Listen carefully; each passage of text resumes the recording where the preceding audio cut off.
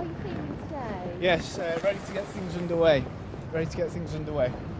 Around 40 campaigners came to the Royal Courts of Justice today for the first step in their legal action against the Department of Health. They were led by Jason Evans, whose dad died when he was a child. He developed AIDS after receiving factor VIII from the Oxford Haemophilia Centre. At first it began with just me and my personal story, but as I began to meet everyone else that was affected, I wouldn't say it's an obligation, but I feel so connected to everyone now and everyone's story that it's become so much bigger than just me and my father. And I feel like we got the wind in our sails and we're going somewhere at last. It's not the first time the government's been taken to court in connection with contaminated blood products. There was litigation at the end of the 1980s.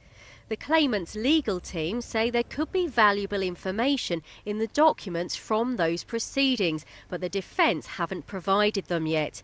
Today, the judge gave them 6 weeks to find the papers. We need to see the papers which came into existence back in 1988, 89 and 1990.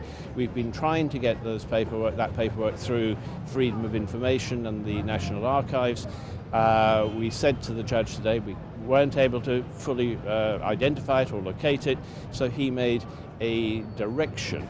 More than 700 people are involved in this group action, including Neil Weller. He's got hepatitis C as a result of the infected factor VIII he was given in Oxford. Today, the judge granted anonymity to the claimants. Neil is happy to talk to us, but says many affected don't want people to know about their conditions.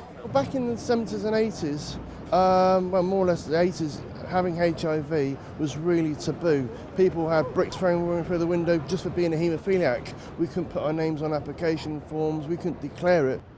This group action will be running at the same time as the public inquiry that was ordered last year by Prime Minister Theresa May. Yet a chair has still not been appointed to lead that inquiry. Today, High Court Judge Martin Spencer said he does not want to tread on the toes of the inquiry, but he does want to move the litigation forward for the benefit of all those involved. Angela Walker, BBC South Today.